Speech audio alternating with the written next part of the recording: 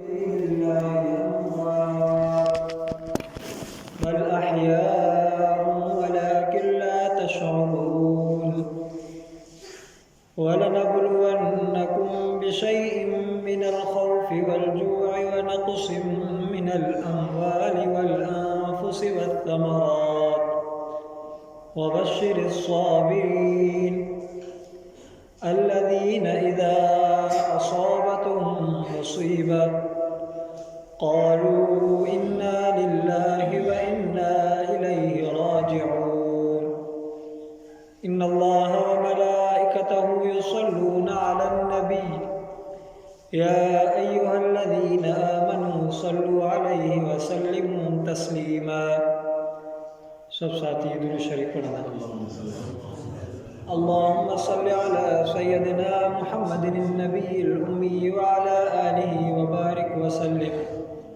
عدد كل معلوم لك دائما أبدا يا رب صل وسلم دائما أبدا على حبيبك خير الخلق كلهم هو الحبيب الذي ترجى شفاعته لكل حول من الأحوال المقتحم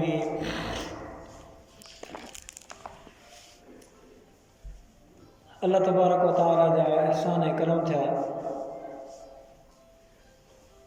जो अल्लाह तबारक व तआला तव्हां असांखे अज़ीम हिन ॾींहं जे मौक़े ते पंहिंजे मस्जिद शरीफ़ में पंहिंजे अॻियां झुकण जे लाइ तौफ़ीक़ बख़्शी आहे। मुस्लमानो अॼु जे जहान में अहिड़ो माहौल थी वियो आहे जो इंसाननि जी दीन इस्लाम खां दूरी आहे। अहिड़ियूं ख़ुराफ़ात ऐं अहिड़ियूं गुमराहियूं पैदा थियूं आहिनि जो ॾींहों ॾींहुं असां मुस्लमान मस्जिद खां परे थींदा था वञूं, क़ुरान पाक खां परे थींदा था वञूं, दीन इस्लाम ऐं जनाब रसूलुल्लाह सल्लल्लाहु अलैहि वसल्लम जन जी सुन्नत मुबारक खां परे थींदा था वञूं। पोइ अहिड़े माहौल में जेकॾहिं अल्लाह तबारक व तआला तव्हां असांखे मस्जिद में घुरायो आहे, पंहिंजे अॻियां झुकण जे लाइ घुरायो आहे, क़ुरान पाक ॿुधण ऐं ॿुधाइण जे लाइ घुरायो आहे, त यकीनन इहा हिकिड़ी वॾी सआदत ऐं ख़ुशनसीबी आहे। इन जो शुक्र बि अदा करणु घुरिजे, वरी इन ते इंसानु हमेशगी बि करे। अज़ीज़ो, अल्लाह तबारक व तआला दुनिया जे अंदरि इंसान खे पैदा करणु फरमायो। पोइ हाणे दुनिया जे जहान में ख़ुशी बि आहे, ॾुख बि आहे। दुनिया जे जहान में सिहत बि आहे, बीमारी बि आहे। दुनिया जे जहान में गर्मी बि आहे, सर्दी बि आहे। पोइ अल्लाह तबारक व तआला अहिड़नि हालतुनि खां इंसान खे वाबस्ता करे क़ुरान पाक में दर्स ॾिनो आहे। त ज़ाहिर ॻाल्हि आहे, जेकॾहिं इंसानु ॾुख में हूंदो आहे, कंहिं मुसीबत ऐं बीमारी में हूंदो आहे, कंहिं मुश्किल ऐं परेशानी में हूंदो आहे, त उन वक़्तु इंसानु नादानी में अची करे बेसब्री कंदो आहे।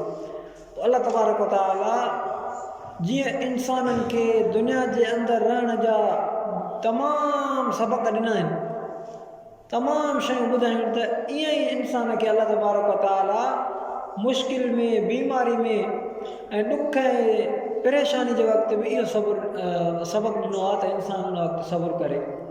या अय्युहल्लज़ीना आमनू इस्तईनू बिस्सब्रि वस्सलात।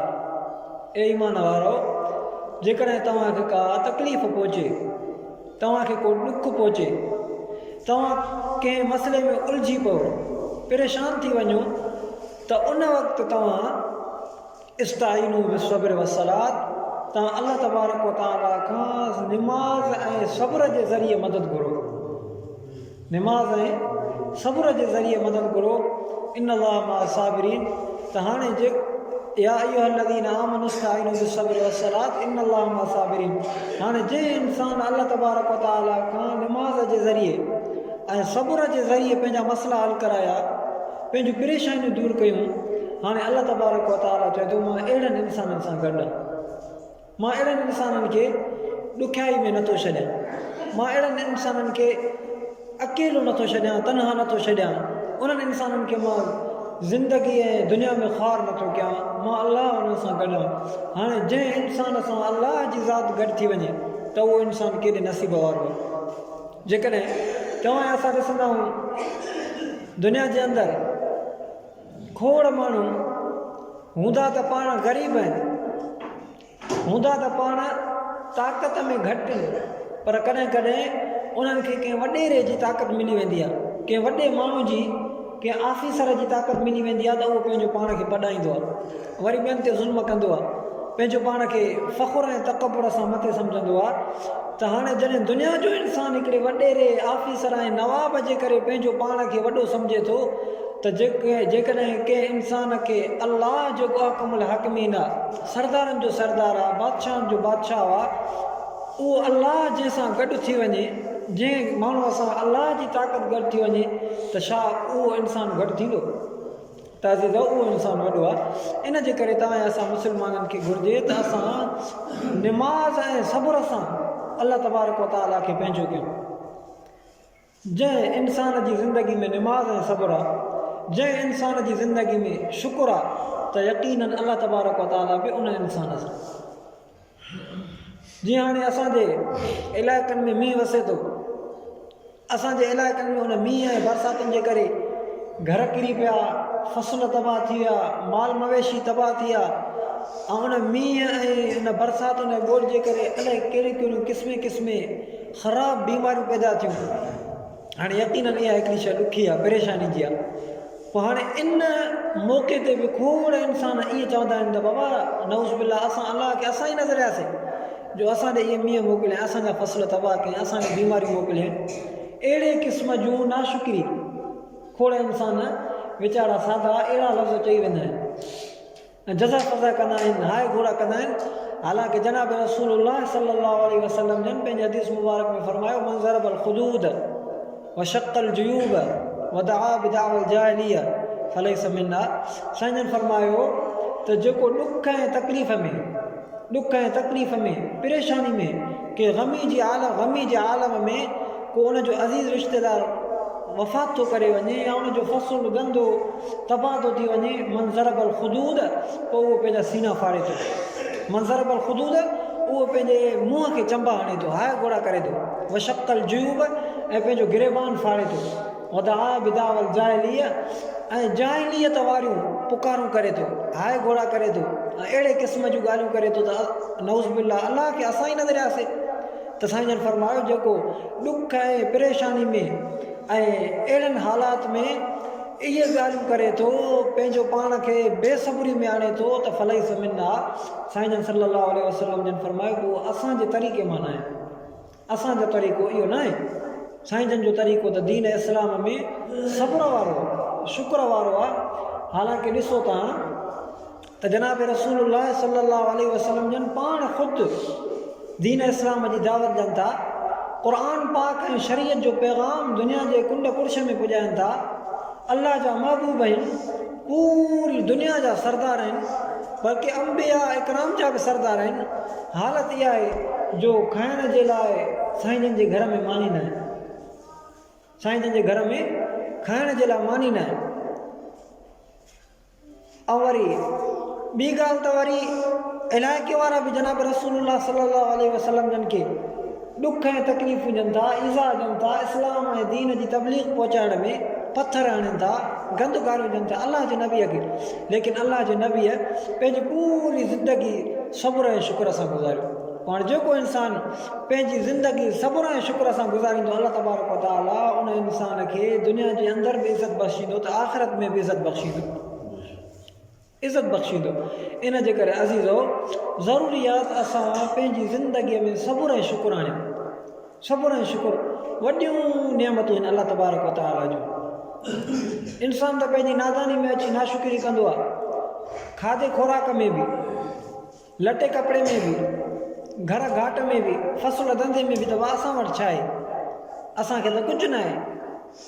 असां वीचारा सादा इंसान ईअं कंदा आहियूं जो कंहिं माण्हू जी कार ॾिठीसीं, कंहिंजो घर भलो ॾिठोसीं, कंहिं वटि बंगलो भलो ॾिठोसीं, कंहिंजा कपिड़ा भला ॾिठासीं, त हाणे असां चवंदासीं त बाबा अलाह साईं असांखे त कुझु ॾिनो ई न, असां त ग़रीब आहियूं।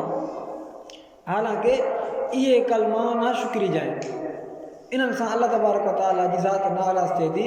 वइज़तअज़न रब्बुकुम लइन शकरतुम लअज़ीदन्नकुम। क़ुरान पाक में अलाह तबारक व तआला फरमाए थो, हुकुम कयो अलाह तबारक व तआला त तव्हां शुकुर कयो। जेकॾहिं तव्हां इंसान शुकुर कंदो त मां अलाह तबारक व तआला तव्हांखे उन शुकुर जे बदिले में अञा वधीक उहो रिज़्क़ रोज़ी वधाए ॾींदो। हिकिड़ो अलाह जो नेक साल इंसान हुयो, इल्म ऐं उन किताबनि में उनजी वॾी मार्फत हुई, वॾो माहिर हुयो। मूंखे नालो ज़हन ते न आहे, बहरहाल उन वॾा किताब बि लिखिया आहिनि, उनजी वॾी ख़िदमत बि आहे। उन अलाह तबारक व तआला जे नेक साल बाने पंहिंजी इल्मी महारत एॾी हासिलु कई, उन किताब एॾा लिखिया, इल्म जी एॾी ख़िदमत कयईं, एॾो दीन इस्लाम फैलायईं, ॿार बच्चा पढ़ायईं। पोइ अॻे ज़माने में ईअं हूंदो त वक़्त जा बादशाह पंहिंजे उन हाउस में, पंहिंजे उन महलात में को न को आलिम रखंदा हुया, जेको सुठो आलिम हुजे, दीन इस्लाम खां चङी तरह वाक़ुफ़ु हुजे। पोइ उनखे पंहिंजे उन बंगले ते रखंदा, त जीअं हिकिड़ो अहिड़ो टाइम रखियलु हूंदो जो तमामु उन ख़ल्क़ खे उहे मसइला ॿुधाईंदा, दीन इस्लाम जी तालीम ॾींदा। त हाणे हीउ आलिम बि उहो कंहिं वक़्त जे गवर्नर ऐं बादशाह वटि रहियल हुयो, उनखे वक़्त बादशाह पंहिंजो करे रखियो महलात में। बहरहाल पोइ उन आलिम जे इल्म खां ऐं उन जे अमल खां, उन जे सलाहियतुनि खां मुतासिर थी करे वक़्त जो बादशाह उनखे पंहिंजी न्याणी हसीन ऐं जमील उहा निकाह में ॾिनी। हालांकि उहो आलिम सॻोरो वीचारो इल्म में त मथे हुयो, अमल में त मथे हुयो, दीन इस्लाम जे पैगाम पुॼाइण में त मथे हुयो, लेकिन रंग जो वीचारो सादरो ऐं कारो हुयो, लटो लिबास बि सादो, रंग बि सादो। पोइ वक़्त जे गवर्नर इल्म जे करे, इल्म जी बरकत जे करे उनखे पंहिंजी न्याणी निकाह में ॾिनी। पोइ उन शादी कई। पोइ उनजी बादशाह जी न्याणी बि नेक साले हुई, पर आलिम जे निकाह में आई, अञा वधीक नेक साले थी वई। पोइ हिकु ॾींहुं उहो आलिम, वक़्त जो वॾो आलिम, उन पंहिंजी बादशाह जी न्याणीअ खे, घर वारीअ खे चए पियो त तूं बि जन्नत आणी आहीं ऐं मां बि जन्नत आणी आहियां, जन्नती आहियां। हर ईअं चएसि पियो त तूं बि जन्नत आणी आहीं ऐं मां बि जन्नती आहियां। त बादशाह जी न्याणी, उहा बि नेक साले हुई, दीन इस्लाम खां वाक़ुफ़ हुई, उन चयसि त अदा जन्नत जो फ़ैसिलो त मरण खां पोइ थींदो आहे, ऐं उहो अल्लाह तबारक व तआला कंदो आहे कि इंसान जे हक़ में त न त जन्नत जो दुनिया में ई फ़ैसिलो करे त तूं जन्नती आहीं, तूं जन्नती आहीं। इहो त जनाब रसूलुल्लाह सल्लल्लाहु अलैहि वसल्लम खे इख़्तियार हुयो, जो साईं जन साहबा खे बिशारतूं ॾिनियूं, अबू बकर फिल जन्नह, उमर फिल जन्नह, उस्मान फिल जन्नह, अली फिल जन्नह, तलहा फिल जन्नह, अबू उबैदा बिन जराह फिल जन्नह। त हाणे साईं जन खां सवाइ ॿिए कंहिंखे त इहा सलाहियत, ताक़त ऐं इजाज़त कोन्हे जो जन्नत जूं बिशारतूं ॾींदो रहे। त उन आलिम सॻोरे उन पंहिंजी घरवारी खे, बादशाह जी न्याणी खे चयो त हा पाण ॿई जन्नती आहियूं। उहो चयो मां इन जे करे चवां थो त पाण ॿई जन्नती आहियूं जो तोखे हसीन जमील औरत खे, तूं बादशाह जी न्याणी आहे, हसीन जमील आहे, तुंहिंजो हसब नसब आला, तो वटि माल मिल्कियत आला, हाणे तोखे मूं जहिड़ो सादो कारो इंसान मिलियो आहे निकाह में, त हाणे तूं मूं जहिड़े सादे ऐं कारड़े इंसान ते सब्र कयो आहे, सब्र कयो आहे। हक़ीक़त में त मां तो ते बोझ हुजां, तूं मूंखे राज़ी न करियां, पर तूं मूं ते राज़ी थी करे मुंहिंजे मथां अहसान करे इहो सब्र कयो थी, अलाह जी रज़ा में राज़ी आहियां। त हाणे जंहिं इंसान सब्र कयो उन जी जाइ जन्नत आहे। वरी मां जन्नत इन करे आहियां त मूंखे अलाह तबारक व तआला तूं जहिड़ी हसीन ऐं जमील औरत ॾिनी आहे, हालांकि मां हिन जे लाइक़ु न आहियां, मां उन जे मुक़ाबले में शुकुर थो कयां, शुकुर थो कयां। हाणे तूं सब्र थी करे, मां शुकुर थो कयां, त हाणे सब्र वारे जो रस्तो बि जन्नत आहे, त शुकुर वारे जो रस्तो बि जन्नत आहे। इन जे करे अज़ीज़ो, इंसान पंहिंजी ज़िंदगीअ में शुकुर ऐं सब्र लाज़िम करे, बेसब्री खां बचे। नाशुक्री खां बचे। ऐं जेकॾहिं इंसानु बेसब्री ऐं नाशुक्री जे उन आज़माइश में अची थो वञे त उहो इंसानु उहो दुनिया जे सुकून खां ई मालूम थो थी वञे। आख़िरत में त अलाह तबारक व तआला बचाए, लेकिन दुनिया जो सुकून ई उन इंसान खां ख़तमु थो थी वञे। इन जे करे अज़ीज़ो, इंसानु पंहिंजी ज़िंदगीअ में सब्र बि करे, शुकुर बि करे, अलाह तबारक व तआला जे दर ते बि झुकियल हुजे। वरी पंहिंजी ज़िंदगी ज़ाहिर ॻाल्हि आहे, इहा बि सिर्फ़ु सब्र न हुजे। सिर्फ़ु सब्र इहो बि न आहे त इंसान खे जेका तकलीफ़ पहुचे सब्र करे। उलमा इकराम सब्र जा 3 दर्जा रखिया आहिनि। सब्र जा 3 दर्जा रखिया आहिनि। हिकिड़ो सब्र अनिल मुसीबत आहे, जेका बि इंसान खे तकलीफ़ पहुचे। को पाड़े में इंसान खे को घटि वधि ॻाल्हाए थो, तकलीफ़ ॾिए थो, को अज़ियत ॾिए थो, को गार गंद ॾिए थो, को पथर हणे थो, को ज़ुल्म करे थो, नाजाइज़ हक़ तलफ़ी करे थो, त हाणे इंसानु उन ते सब्र करे। हिकिड़ो सब्र इहो आहे, सब्र करे। वरी सब्र में इहो हूंदो आहे त जेकॾहिं इंसानु बदिलो न वरितो, सब्र कंहिं, त हाणे उन शख़्स जो ज़िम्मो अलाह जे हवाले थी वेंदो। मिसलन को इंसान कंहिं इंसान ते मां नौज़ बिल्ला ज़ुल्म कयां थो, उनखे तकलीफ़ ॾियां थो, उनखे रंजायां थो, त हाणे उन इंसानु सब्र कयो त हाणे उन जो बदिलो अलाह ताला मूंखां वठंदो। उन जो बदिलो अलाह ताला मूंखां वठंदो। इन जे करे जनाब रसूलुल्लाह सल्लल्लाहु अलैहि वसल्लम जन जो अख़लाक़ उलमा इकराम इहा ॿुधाईंदा त जनाब रसूलुल्लाह सल्लल्लाहु अलैहि वसल्लम जन सब्र सां गॾोगॾु माफ़ बि करे छॾंदा। तव्हां त ॿिए इंसान खे बि तकलीफ़ न थिए, जेको तकलीफ़ ऐं ॾुख ॾिए थो, माफ़ु करे छॾंदासीं त उहो उन तां अलाह ताला वारो ज़िम्मो हटी वेंदो। हिकिड़ो अलाह वारो नेक साले कंहिं रस्ते तां हटे पियो, पंहिंजा मुरीद बि उन सां गॾु हुया। पोइ हिकिड़ो इंसानु वेठो नादान, उहो गुमराह इंसानु हुयो। पोइ उन अलाह वारे खे को पथर या गंदगार ॾिनई। बहरहाल अलाह वारा उहो पंहिंजे मुरीदनि सां गॾु अॻिते हलियो। थोरो अॻिते हलियो त पंहिंजे मुरीदनि खे चई, उन शागिर्दनि खे चई त बाबा वञी उनखां बदिलो वठी अचो, जेको मूंखे तकलीफ़ ॾिनई, पथर ऐं गंदगार ॾिनई, तव्हां बदिलो वठी अचो। 2-3 चंबा हणी अचोसि। त मुरीदनि चयो साईं, न तव्हां झलींदा हो कंहिंखां बदिलो न वठिजे, वरी चओ था। वरी उन्हनि मुरीद उहे न विया उन ॾे बदिलो वठणु। थोरो अॻिते उहे हलिया त पोइ हिकिड़ो वॾो आवाज़ु थियो, धमाको थियो। मोटिया जे त उहो इंसानु जंहिं अलाह वारे खे ॾुखायो, तकलीफ़ ॾिनी, पथर ऐं गाल ॾिनई, उहो इंसानु फाटी करे मरी वियो। फाटी करे मरी वियो त पोइ अलाह वारो उहो पंहिंजे शागिर्दनि खे मुरीदनि खे चए पियो, तॾहिं मां तव्हांखे चवां पियो त इन खां बदिलो वठो। 2 चंबा हणोसि त बसि अदलो बदिलो थी वेंदो। पर तव्हां जेकॾहिं हुन खां बदिलो न वरितो, हाणे जंहिं इंसान खां बदिलो न वठिबो आहे ॾुख ऐं मुसीबत ऐं उन ज़ुल्म जे मुक़ाबले में, त अलाह ताला उन खां ज़रूरु बदिलो वठंदो। उहो इहो अलाह ताला उन खां बदिलो वरितो जो उनखे फाड़े मारे छॾे। इन जे करे तव्हां ऐं असां मुस्लमाननि ते बि ज़रूरी आहे त तव्हां ऐं असां मुस्लमान बि सब्र कयूं, शुकुर कयूं। वरी जेकॾहिं को इंसानु तव्हां ऐं असांखे तकलीफ़ ॾिए थो, मुसीबत में आणे थो, ज़ुल्म करे थो, उन ते बि सब्र कयूं, शुकुर बि कयूं। अलाह ताला जा नेक साल इंसान पंहिंजी ज़िंदगी सॼी सब्र में गुज़ारे। त इन जे करे हिकिड़ो सब्र आहे मुसीबत ते, जेका मुसीबत आहे उन ते सब्र। ॿियो सब्र आहे तात, सब्र आने तात, यानी कि इंसानु जॾहिं सुबुह जो उथे थो सियारे में, उनजी दिलि वुज़ूअ जे लाइ नथी चए, उनजी दिलि कंबल ऐं सवड़ छॾण ते निमाज़ लाइ नथी चए, लेकिन इंसानु पंहिंजे नफ़्स खे पोइते करे, पंहिंजे कमकार खे पोइते करे, पंहिंजे मसरूफ़ियतुनि खे पोइते करे, पंहिंजी बीमारी खे पोइते करे अचे थो अलाह जे घर में वुज़ू करे, निमाज़ पढ़े थो, क़ुर पाक जी तिलावत करे थो। हक़ीक़त में हिन पंहिंजो ॼण जिस्म पंहिंजे जान तकलीफ़ में आणे। हाणे इन ते सब्र करणु, इन खे बि उलमा इकराम सब्र जो दर्जो ॾियनि था। इहो बि अलाह वटि वॾे एज़ाज़ ऐं इकराम वारो माण्हू आहे जेको सब्र अल तात करे थो।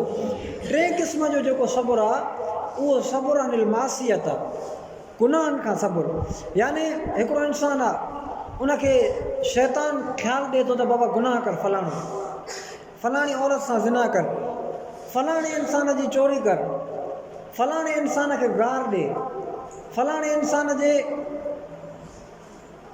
का उनखे तकलीफ़ ॾेई आहे, या बहरहाल जेको बि उनखे इंसानु गुनाह जो ख़्यालु ॾिए थो, हराम खाइण जो, हराम कमाइण जो, ज़ुल्म जो, ज़्यादती जो, फलाणे इंसान जी गिला कर, त हाणे इहा मासियत आहे। हाणे इंसानु पंहिंजो पाण खे रोके थो, पंहिंजो पाण खे इन करे रोके थो त जेकॾहिं मां इहो गुनाह कयो, इहा मासियत कई त मूंखे अलाह ताला माफ़ु न कंदो, अलाह नाराज़ थी वेंदो। हाणे अलाह जे ख़ौफ़ जे करे जेको इंसानु शैतान उनखे होॾे छिके थो, शैतान उनखे होॾे छिके थो, हे पंहिंजो पाण खे वरी इन गुनाह खां बचाए थो, त हाणे यकीनन इन इंसान इन पंहिंजे जिस्म ते, जान ते, दिलि दिमाग़ ते सब्र कयो, कंट्रोल कयो, त हाणे इन इंसान बि सब्र जो दर्जो हासिलु कयो। इन जे करे इंसानु सब्र, मासियत में बि सब्र करे, मुसीबत में बि सब्र करे ऐं ताक़त में बि सब्र करे। जॾहिं इहे सब्र जा दर्जा तव्हां ऐं असां वटि अची वेंदा त अलाह तबारक व तआला तव्हां ऐं असांखे इन अल्लाह मां साबिरीन जो दर्जो ॾींदो, यानी सब्र वारनि सां अलाह तबारक व तआला जी ज़ात गॾु आहे। जॾहिं अलाह जी ज़ात गॾु थी वई, मां पहिरियों बि कयो त दुनिया जे अंदरि जेकॾहिं को वॾेरो, को नवाब, को ऑफिसर, को सरदार कंहिं इंसान सां गॾु थी वेंदो आहे त उहो इंसानु फ़ख़ुरु कंदो आहे, पंहिंजो पाण खे नुमायां बुलंद सम्झंदो आहे, दुनिया वारनि खां मथे सम्झंदो आहे। त हाणे जंहिं इंसान सां अलाह जी ज़ात गॾु थी वञे, अलाह जी ताक़त गॾु थी वञे, अलाह जी हमीयत गॾु थी वञे, त उहो इंसानु दुनिया में घटि न थींदो। इन जे करे अलाह वारा सादा सूदड़ा हूंदा आहिनि। दरगाहनि ते बुज़ुर्ग असां ॾिसूं, असांजे हाले शरीफ़ बि जंग, असांजा साईं वॾा हज़रत अमर रोटी ॾे विया, उहो बि जंग, ऐं उहे अलाह वारा सादा सूदड़ा, हज़रत अमर रोटी ईअं सन्हड़ा हुया, सादा सूदड़ा हुया, लटो लिबास सादो ऐं खाधा पीता सादा, लेकिन वक़्त जे अंग्रेज़ खे ललकारियो, मस्जिद हिकिड़ी मस्जिद जी ड्राइंग ते वक़्त जे अंग्रेज़ खे ललकारियो, उनखे किनो ऐं बेसको करे कढियऊं। हालांकि ॾिसूं उनखे न एटम बम, न उन वटि ॿी का हुकूमत, न उन वटि का फ़ौज, या कहिड़ी ताक़त हुई, या इन अल्लाह मां साबिरीन वारी ताक़त हुई, इन अल्लाह मां साबिरीन। त इन्हनि अल्लाह वारनि सां सब्र ऐं तक़वा जे करे, दीन इस्लाम ऐं शरीयत ते मुकमल पाबंदी करण जे करे अल्लाह गॾु थी वेंदो आहे। जॾहिं जंहिं इंसान सां अल्लाह गॾु थी वेंदो आहे, उनखे दुनिया जी का बि ताक़त पोइ ते नथी करे सघे। इन जे करे अज़ीज़ो, हे बारिशूं, मुसीबतूं, सैलाब, असांजा फ़सुल आरज़ी तबाह थियनि था, ॾिना बि अलाह आहिनि, बीमारी ॾींदो बि अलाह आहे, रिस्क रोज़ी ॾींदो बि अलाह आहे। जेकॾहिं आरज़ी तौर ते अलाह असांखे आज़माए थो, इहे खसे थो, अल्हम्दुलिल्लाह असां राज़ी रहूं, नाशुक्री ऐं बेसब्री न कयूं। नाशुक्री ऐं बेसब्री कंदासीं त अलाह तबारक व तआला अञा वधीक नाराज़ थींदो। वरी बि मां चवां थो, अॻोड़े विचो खोड़ दोस्त ईअं चवंदा आहिनि त छा असां अलाह खे असां ई नज़रियासीं जो असां ॾे बारिश मोकिले, असांजा फ़सुल तबाह कनि। सफ़ा इहे बुरा अल्फाज़ आहिनि। इन जे करे अलाह तबारक व तआला गोया की ईअं ॼण अलाह सां मुआड़ो अटकाए थो इंसानु, अलाह सां जहिड़ो थो करे। इन जे करे इंसान हो इहे वक़्ती मुसीबतूं, वक़्ती आज़माइशूं, वलनबलुवन्नकुम बिशैइन मिनल ख़ौफ़ वल जूअ व नक़्सिम मिनल अमवाल वल अनफुस व समरात व बशिरिस साबिरीन। क़ुरान पाक में बि अलाह ताला चए थो, कॾहिं इंसान खे ख़ौफ़ ॾेई आज़माईंदा, कॾहिं उनखे जूअ बुख ॾेई आज़माईंदा, व नक़्सिम मिनल अमवाल, कॾहिं उनजे मालनि में नुक़सानु ईंदो, व समरात, कॾहिं उनजे फ़सुल में, मेवनि में नुक़सानु ईंदो। पर जॾहिं इंसानु इन्हनि शयुनि ते सब्र कयो त वबशिर साबिरीन, अलाह तबारक व तआला फरमाए थो त हाणे अहिड़नि इंसाननि खे ख़ुशख़बरी ॾियो जेके इन मुसीबतुनि में अलाह जे रज़ा जे करे सब्र करनि था। इन जे करे तव्हां असां मुस्लमान जो दर्जो सब्र वारो आहे, मुस्लमान जो रस्तो सब्र वारो आहे। अलाह तबारक व तआला खां दुआ आहे, अलाह तबारक व तआला तव्हां असांखे दीन इस्लाम जी सही सम्झ अता फरमाए, सब्र ऐं शुक्र वारी ज़िंदगी अता फरमाए, शरीयत ते कामिल तरीक़े सां हलण जी तौफ़ीक़ अता फरमाए।